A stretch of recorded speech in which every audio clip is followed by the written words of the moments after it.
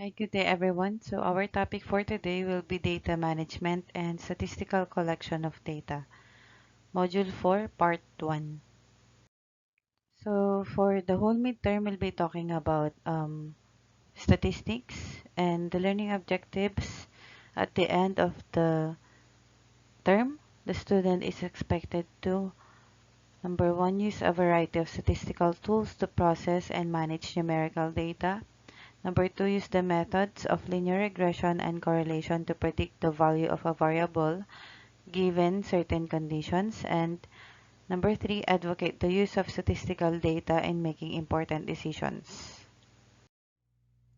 So for today, we'll be talking about basic concepts in statistics. Um, Statistics is a scientific body of language that deals with the collection, organization or presentation, analysis, and interpretation of data. So based on the definition, collection refers to the gathering of information or data. So for example, if you're going to conduct your research, collection is the part where you get your survey, collect your survey or questionnaires from your respondents or yung mga interviews. Organization or presentation involves summarizing data or information in textual, graphical, or tabular forms. Number 3, analysis involves describing the data by using statistical methods and procedures. And interpretation refers to the process of making conclusions based on the analyzed data. So in statistics, we have two branches. The first one is descriptive statistics.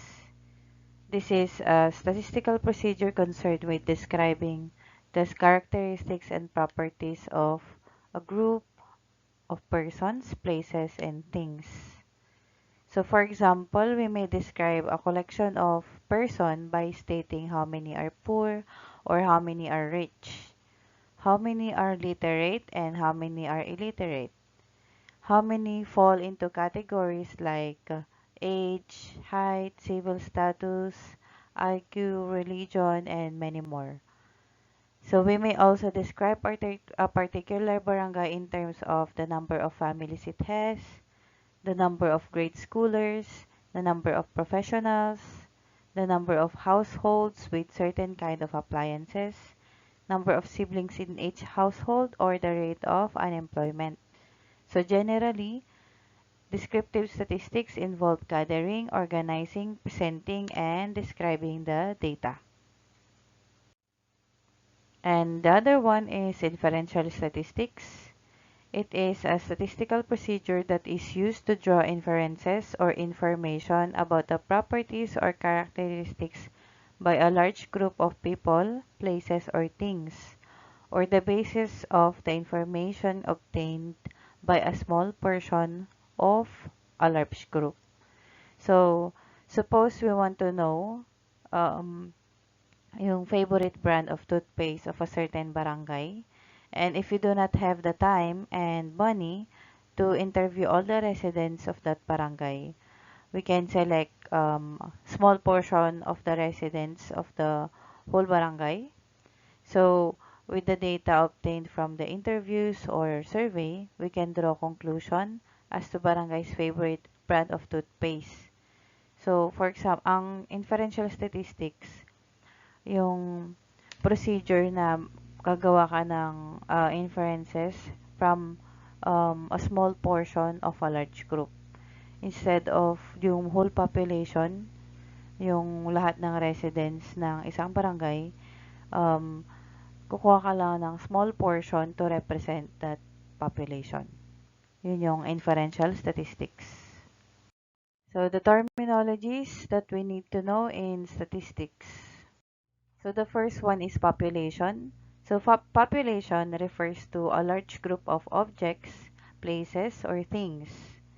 So to illustrate population, so for example, a researcher wants to determine the average income of residents of a certain barangay. And sa isang barangay, merong 1,500 residents. So, lahat ng residents comprise the population. So, ibig sabihin, lahat ng residents ng isang barangay, yun yung tinatawag nating population. And a population is usually denoted or represented by capital N. So, in this case, N is equal to 1,500.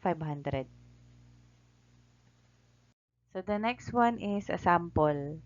Sample is the small portion or part of a population.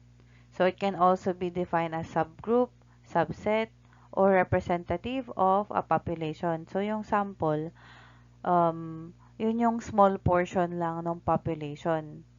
Okay? Yun yung parang magre-represent of the population if you do not have enough time and money to conduct a study for the whole population. Okay? So, for example, sa isang barangay, meron tayong 1,500 like for the example earlier. 1,500 population which are the residents. So, if you don't have enough time and money to conduct interviews sa lahat ng 1,500, you can use 200 residents only. So, this 200 residents comprise the sample. Yun yung tinatawag nating sample. Yung 200 residents na yun yung magre-represent ng 1,500. So, a sample is usually denoted by small n. Thus, small n is equal to 200. So, next is the parameter. Parameter is any numerical or nominal characteristics of a population. So, ito yung value or measurement that we can obtain from a population. Yun yung parameter. So, it is usually referred to as the true or actual value. So, if in the preceding illustration, yung gaya ng sample natin kanina, we have the population 1,500 ng isang barangay. So, for example, we're trying to find the average income of that certain barangay. Then, yung average income na ma-obtain natin is called the parameter. Okay, the next one is statistic. So, statistic is an estimate of a parameter. So, yung kanina, yung parameter, yung characteristics ng isang population. So, ang statistic, ito yung characteristic ng sample. So, this is the value or measurement that we obtain from the sample. So, for example, if the researcher in the example kanina, yung 1,500, and you make use of 200 as your sample, then the average income obtained is called statistics from that 200 na sample.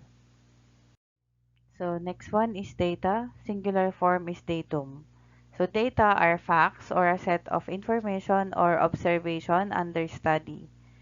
So, more specifically, data are gathered by the researcher from a population or from a sample. And it is classified by two categories, qualitative or quantitative. So, qualitative data, which can assume values that manifest the concepts of attributes. So, these are sometimes called categorical data. So, kasi ang qualitative data, we're basing sa quality or category. So, data falling in this category cannot be subjected to meaningful arithmetic. So, it doesn't involve numbers. Kapag qualitative data, category lang, hindi siya it doesn't involve numbers. So, hindi siya pwedeng i-add, i-subtract, i-multiply, i-divide. So, for example, we have gender. So, ano ba yung data na makukuha natin sa gender? Male and female. So, yan yung categories. Nationality. For example, Filipino, American, Italian, Spanish, French, Chinese, Japanese. So, yun ang qualitative data. Another example is yung civil status. So, qualitative data pa din because categories are single, married, widowed, divorced, separated, like that. Okay? So, next one is quantitative data.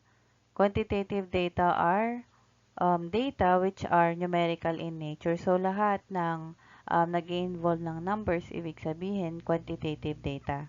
So these are the data obtained from counting or measuring. So yun yung pwede mong i-add, i-subtract, i-divide, i-multiply. So all meaningful arithmetic operations can be done with this type of data. So for example, test scores. So yung scores nyo sa exam, like that. Yung grades, and another example is height. Diba? 5'2", 5'3", 4'9", 4'11", 6 foot, like that. So, lahat na nag-involve ng numbers. Another example is age. So, 16 years old, 17 years old, 18 years old, and so on. Quantitative data. So, next one is variable. A variable is a characteristics or property of a population or sample, so which makes them different, which makes the members different from each other. So, if a class consists of boys and girls, for example, yung gender. Gender is an example of a variable kasi um, every members makes them different from each other. For example, male and female, like that. Height is also an example of variable because different people have different heights. Variable may be classified on the basis whether they are discrete or continuous, and they are dependent or independent. So first, let's talk about discrete variable. So a discrete variable is one that can assume a finite number of values. So dapat exact lang, merong specific value only. So the value of a discrete variable are obtained through the process of counting. So the number of students in a class is a discrete variable. So for example, tatlong researcher ang nagre-research lang about sa number of students of University of Eastern Pangasinan. So, approximately, meron tayong 15,000 students, right? So, let's just say that, for example, yung isang researcher, ang nakuha niyang number of students is 15,000. The second researcher, 15,000 pa din ang makukuha niya. Hindi siya pwedeng makakuha ng 40.2 na students. O yung third researcher, pag magre-research siya ng number of students, same pa din ang makukuha niya, 15,000. It cannot be na 40.5 students. So, it doesn't, they won't have parang different value na parang with decimal point, fractional part, like that. So, it's impossible to get fractional part as a for a student. So, kasi ano yung fractional part, kalahati lang ng student, diba? So, hindi. So, pag discrete variable, we can assume specific values only. Okay? Whole number lang siya, hindi siya decimal or fractional part. So, the next one is continuous variable.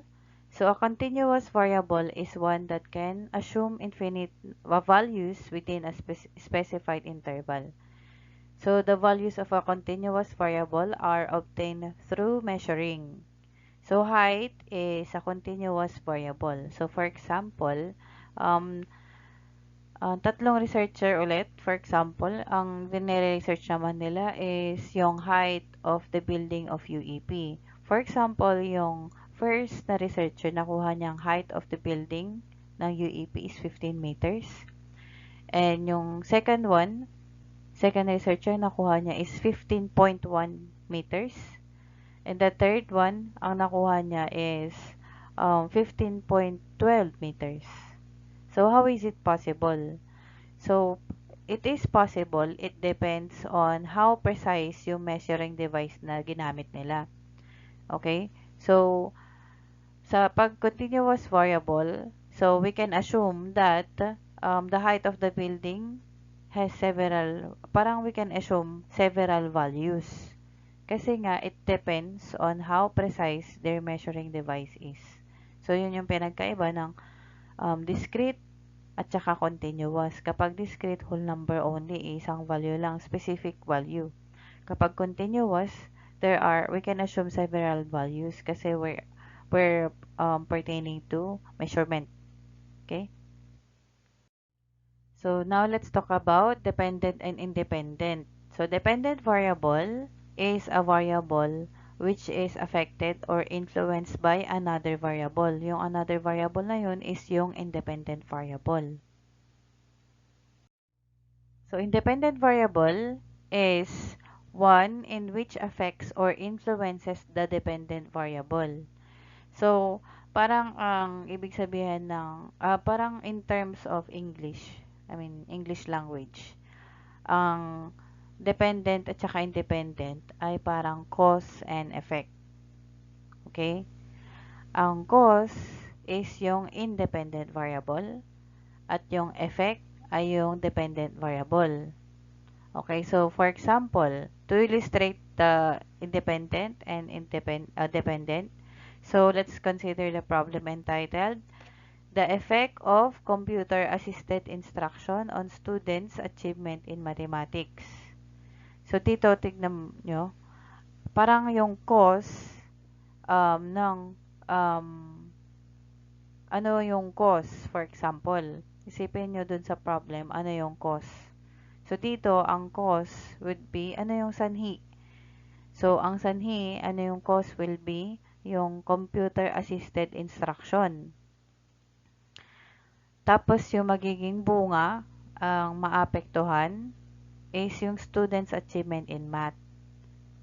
Okay? So, it means, kung yung cause is yung computer-assisted instruction, it means that's the independent variable. Tapos, yung effect is yung achievements of students in mathematics. Kasi yun yung nagiging, parang yun yung naaapektuhan, yun yung nagiging bunga, yung achievement nila. So, kapag independent, parang yun yung cause, independent variable, yun yung effect. Okay? So, next one, we have constant. Constant refers to the fundamental quantities that do not change in value. Fixed cause and acceleration due to gravity are examples of such. So, for example, you're conducting a study of a certain product. For example, gumawa kayo ng product and then you're checking yung validity of that product. So, for example, syempre, kung gaano katagal siya valid, 'di ba, yung expiration date niya. So, para makita nyo kung para consistent yung magiging kalabasan nung nung expiration niya. So, syempre, you're going to store it parang in a constant temperature. For example, ang magiging constant nyo dun is yung temperature. So, which is, for example, you're going to store it in a 30 degrees Celsius room temperature, ay na temperature, di ba? So, yun ang magiging constant nyo sa inyong study. Yung hindi magbabago yung value. Okay? So, yun ang constant, hindi nagbabago. So, parang kunwari, the whole study, yun pa rin ang ginamit yung temperature. Ang tinitignan nyo lang kung gaano siya katagal naging valid in that temperature. For example, 1 week, or 2 weeks, or 3 weeks, tapos, or 1 month, tapos 3 months, kanyan. So, in 3 months, hindi na pala siya valid. Parang expired na pala siya. Pero, you're still storing it in same temperature, 30 degrees Celsius, for example. So, yun. So, yun yung constant nyo the whole study. So, yung value, yung quantity na hindi nagbabago in your whole study, yun yung tinatawag nating constant. Okay, now let's move on sa scales of measurement or levels of measurement. So, the first one is nominal scale.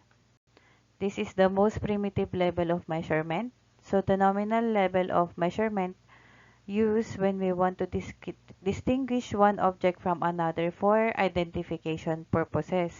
So, kapag nominal scale, para lang siyang labels. Okay? Label.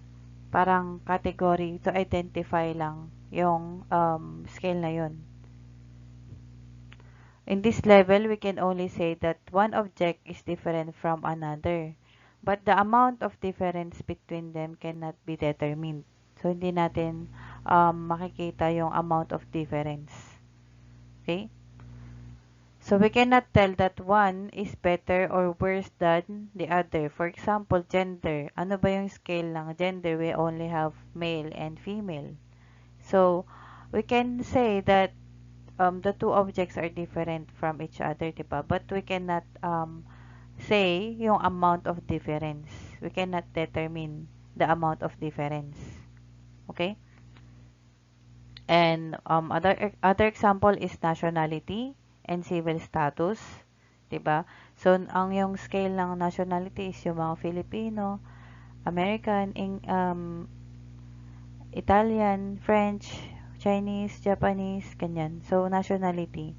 So scale niya is parang to label only for identification purposes. So civil status, single, married, widowed, separated, divorce, ganyan. Those are examples of nominal scale. So the next level of measurement is ordinal scale. In the ordinal level of measurement, data are arranged in some specified order or rank.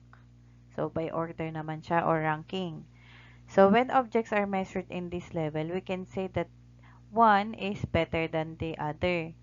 But we cannot tell how much more or how much less of the characteristics one object from another. Hindi mo makikita yung amount of difference. Okay?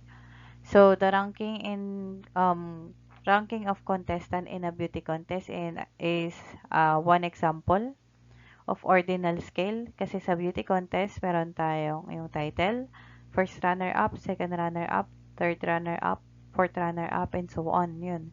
Merong ranking. Siblings in the family is another example. So, firstborn, secondborn, thirdborn, fourthborn, fifthborn, and so on. And another example would be yung honor students in the class. So, yung honor students na ngayon would be with highest honor, with high honors, with honors, tapos walang honor. Okay? So, yun yung mga examples of ordinal scale. So, the third one is interval scale. So, if data are measured in the interval level, we can say that not only one object is greater than the other, but we can also specify yung amount of difference. So, the scores in examination, for example, is an interval scale of measurement. So, to illustrate, suppose si Kyle merong 50, nakakuha ng 50 in math examination. Tapos si Anne, si Queen Anne is 40. So we can say that Kensley Kyle got higher score than Queen Anne by 10 points. So subtract mo lang yung 50 minus 40. Ibig sabihin yung interval nila is 10 points. Okay? So the fourth level of measurement is yung ratio scale. The ratio level of measurement is like the interval level. So, parang similar siya sa interval level. The only difference is that the ratio level always starts from an absolute zero or true 0 point. So, in addition, in the ratio level, there is always the presence of units of measure. If data are measured in this level, we can say that one object is so many times as large or as small as the other. So, for example, si Mrs. Reyes, meron daw siyang 50 kilograms and her daughter weighs 25 kilograms. We can say that Mrs. Reyes is twice as heavy as her daughter. So, thus, weight is an example of data measured in ratio. So, parang twice as heavy, di ba? Yun yung parang ratio 2:1, like that. So, kapag ratio scale, it is always the presence. Merong always presence ng units of measure. So, for example, sa price rates, pwede pa rin yan kasi yung units of measure is yung currency, like that. Price rates, discount rates, ganyan. Interest rates, for example. Yan. Those are example of ratio scale. Okay, so let's move on. on the basic methods of sampling. So earlier, we talked about sample. Yung sample is, diba, that's the small portion of a population. So dito, how do we get our sample? So paano tayo kukuha ng sample natin from the population? Okay, so in the methods of sampling, we have two methods. It is the probability sampling at saka non-probability sampling. Tapos under it, meron pang ways. Okay. So the first one is probability sampling. So the probability sampling method utilizes some form of random selection. So in this method, pag probability sampling, all the eligible individuals have a chance of selecting the sample from the whole sample space. So, ibig sabihin nun, lahat daw ng population, yung sa population, lahat ng eligible sa population, they have equal chance to be selected as a sample. Okay? Lahat sila merong equal chances pag probability sampling. So, this method is more time consuming and expensive than the non-probability sampling method. Kasi nga, kailangan mong kunin lahat ng names of, kunwari, lahat ng population.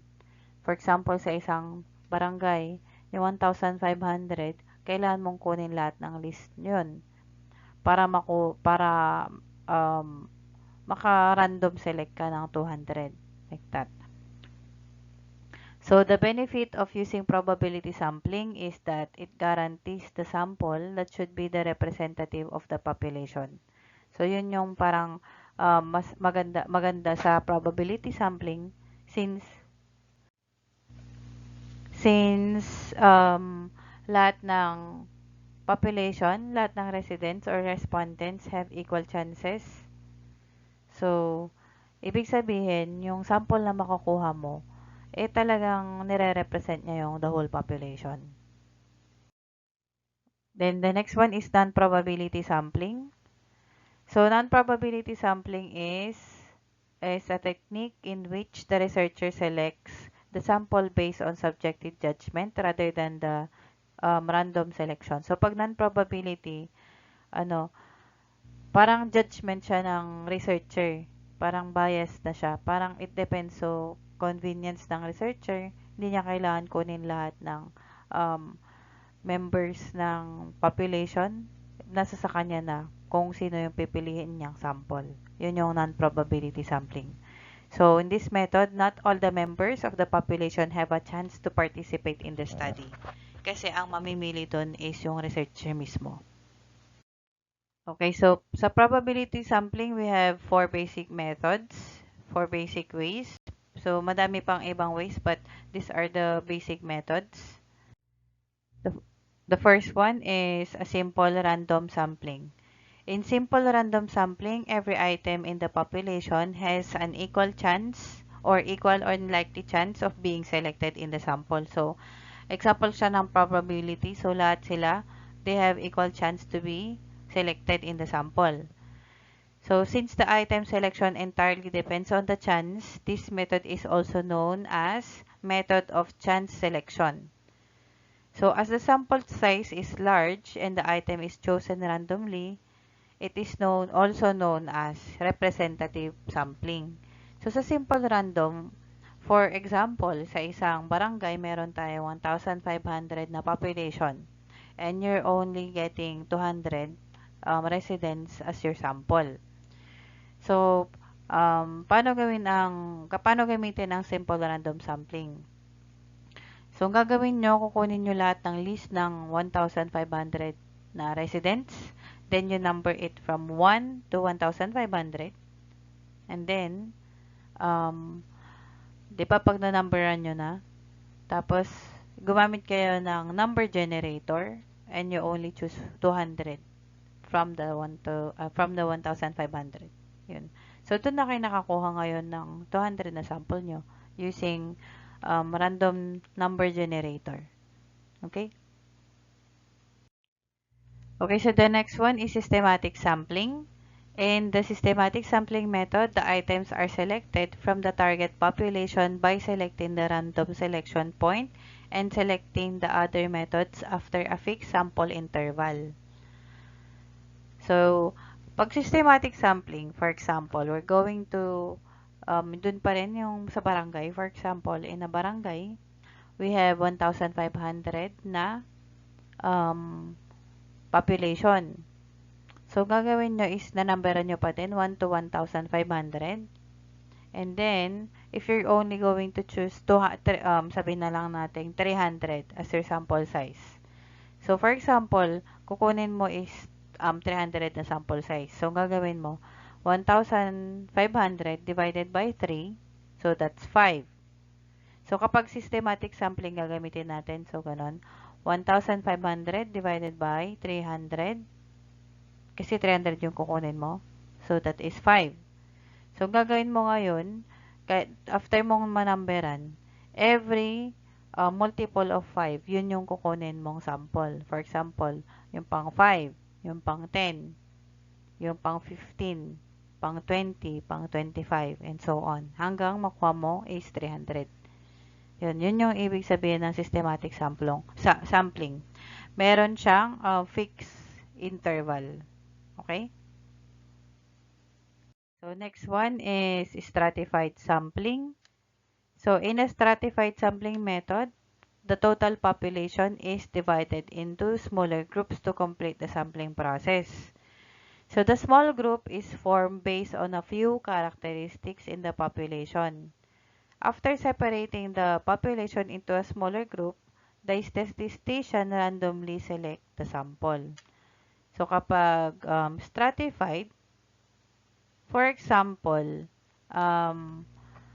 di ba, if you're going to study, yung tapos ang gagamitin mong respondents is yung students in UEP. So, for example, di ba, the whole population is 15,000. So, kapag stratified sampling gagamitin mo, so, you divide them into smaller groups na parang few characteristics in the population. So, it can be first year, second year, third year, fourth year, like that. So, gagawin mo, for example, pag stratified sampling, kukuha ka lang ng 10% from the first year, like that. Tapos, 10% din sa second year, then 10% sa third year, then 10% sa fourth year. Para parang patas pa rin siya kasi magkakaiba yung bilang ng numbers ng first year, second year, third year, and fourth year, diba? So, after mo ma-separate, kuha ka lang ng 10% from each of the group or each of the subgroup. Okay? And then, yung 10% na mapipili mo, you can use simple random technique. Okay? So, pwedeng mag-mix ang stratified and simple random. So, after dividing into subgroups, you choose simple random ka na para makuha mo yung 10% of the total subgroup. Kung 10% ang gagamitin mo, it can be 5% lang, ganyan, if masyadong madami. So, it depends sa researcher. Okay, so next is clustered sampling. In the clustered sampling method, the cluster or group of people are formed from the population set. The group has similar significatory characteristics. Also, they have an equal chance of being part of the sample. This method uses simple random sampling for the cluster of population. So, for example, sa isang hindi na barangay, for example, the whole town of Binalonan, yung research mo is for the whole town of Binalonan. So, you can divide them into clusters by barangay. Okay? Tapos, ang gagawin mo, kahit mamili ka lang, yun na yung magiging clusters. Okay? Yung barangay. Bawat barangay is yung cluster. Tapos, mamimili ka ngayon kung, kunwari, 3 or 4 na barangay lang dun sa study mo to represent yung the whole Benelonan. So, mamimili ka ngayon dun sa using simple random sampling. Kung ano yung pipiliin mo dun sa clusters na yun. For example, 19 yung barangays ng Binalonan. I'm not sure kung ilan yung exact. But for example, 19. So ngayon, ang kukunin mo lang is 5 na barangay to represent na lang the whole, the entire Benalonan. So parang using simple random sampling, mamimili ka ng cluster na gagamitin mo for your study. Okay, so this is the illustration of probability sampling. The first one is simple random sample. So, random lang nakukuha sa entire population. Gagamit ng random number generator.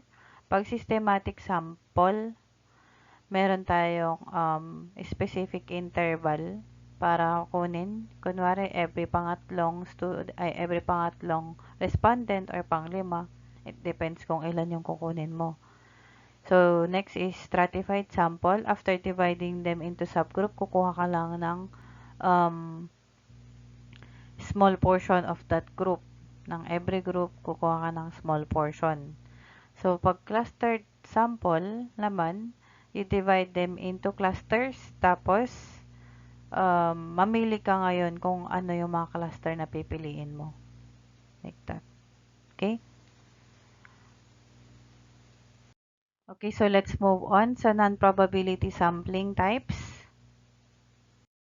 Okay, so we have the first one, convenience sampling. In convenience sampling method, the samples are selected from the population directly because they are conveniently available for the researcher. So, ibig sabihin kung ano yung convenient sa researcher. So, the samples are easy to select and the researcher did not choose the sample that outlines the entire population. So, hindi ibig sabihin yung mga pinili ng sample na yun, it represent the whole population. So, for example, if you're going to have your research or your study, yung convenience lang sa'yo, for example, yung respondents na kukunin mo is yung friends mo lang o yung mga kakilala mo lang, like that. So, the next one is consecutive sampling. Consecutive sampling is similar to convenience sampling with a slight variation. So, the researcher picks a single person or a group of people for sampling. Then, the researcher researches for a period of time to analyze the result and move to another group if needed. So, one of the most common examples ng consecutive sample is, for example, yung company or yung mga brand na nag-stop sa mall, yung papatigilin ka ng mga tao, and then they will hand them promotional leaflets or yung mga flyers to purchase a product.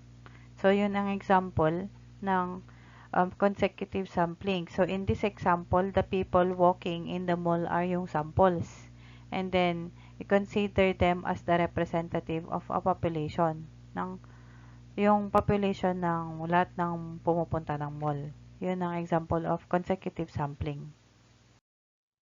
Okay, so next one is quota sampling. In the quota sampling method, the researcher forms a sample that involves the individuals to represent the population based on specific traits or qualities. The researcher chooses the sample subset that bring the useful collection of data that generalizes the entire population. So, pag quota sampling, it relies on the non-random selection of a predetermined number of proportion or units. This is called quota. So, you first divide yung population into mutually exclusive subgroups. Yung subgroups na yan ay tinatawag nating strata. And then, from those subgroups, doon ka magre-recruit ngayon ng mga samples mo to reach your quota. So, these units share specific characteristics determined by your prior to form your strata. So, the aim of quota sampling is to control what or who makes up your sample. So, for example, your study is among parang yung UEP students. So, you divide them on, for example, yung per course, ganyan. So, you divide the population into, for example, College of BA, College of Accountancy, College of Teacher Education, College of Hospitality Management, like that. So, for example, kailangan mo ngang kunin lahat yung parang entire population ng UAP. Kukuha ka dapat ng sample sa lahat ng course. So, mag-set ka ng quota. For example, you can set your quota 200 only per course or 1,000. Sabihin na natin 1,000 per course. So, in this way, so parang every course, kukuha ka dapat ng 1,000 students. Like that. 1,000 sa, sige, para mas mas, kunwari kung hindi mo talaga kaya 1,000, 200. For example, 200. Get 200 lang sa BA, like that.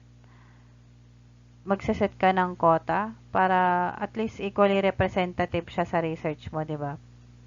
And then, 200 din sa other courses like yung education, teacher education, College of Engineering, College of HM, like that. So, yun yung magiging quota mo for each of the subgroup. That is quota sampling.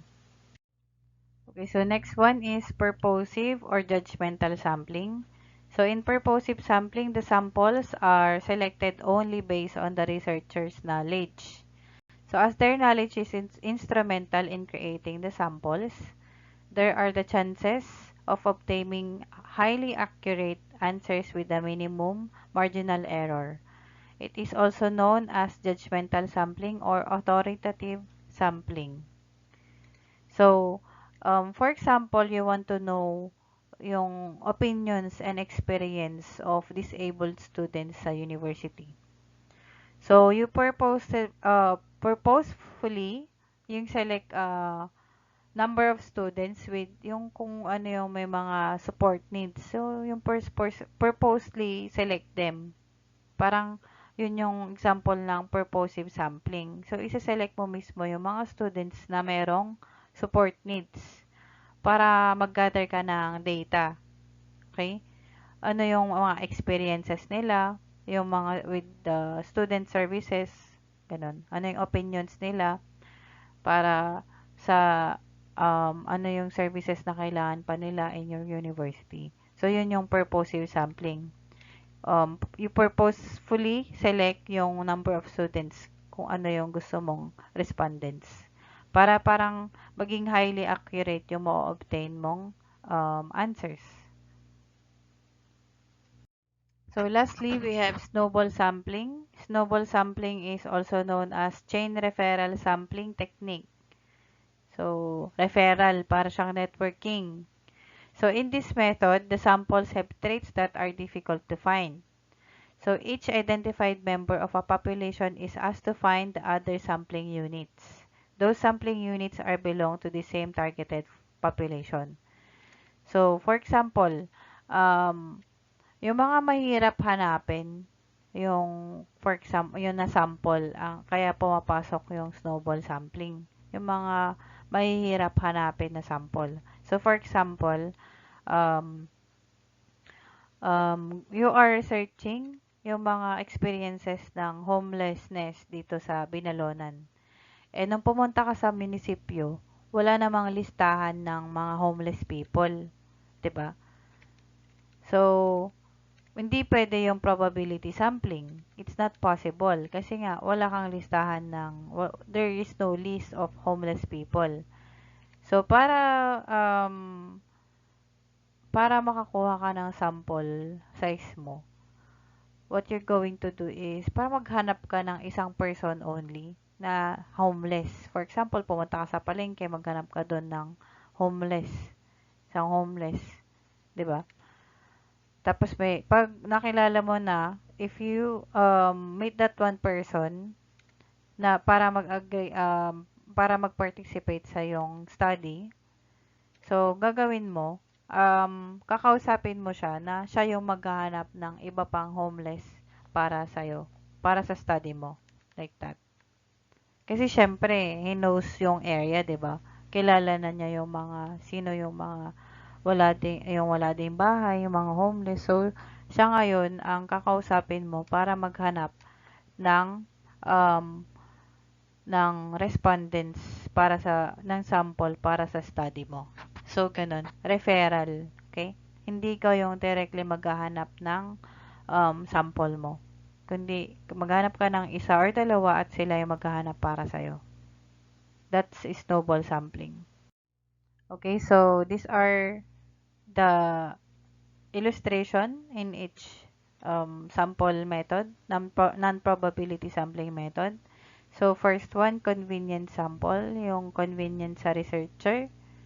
Purposive sample, you purposely select kung sino yung mga alam mong mas highly accurate yung magiging answer sa iyong study. Snowball sample is chain referral sampling. Maghanap ka lang ng isa or dalawang maghahanap para sa'yo. Maghahanap ng sample mo. Then, quota sample, you divide them into subgroup. Tapos, pag nakapili ka na ng, magsiset ka ng quota mo in each subgroup. Like that.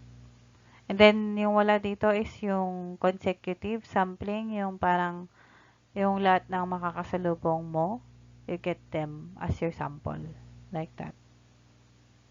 Okay, so that's it, everyone. Thank you so much for listening, and I hope you learned a lot today. Thank you. Bye-bye.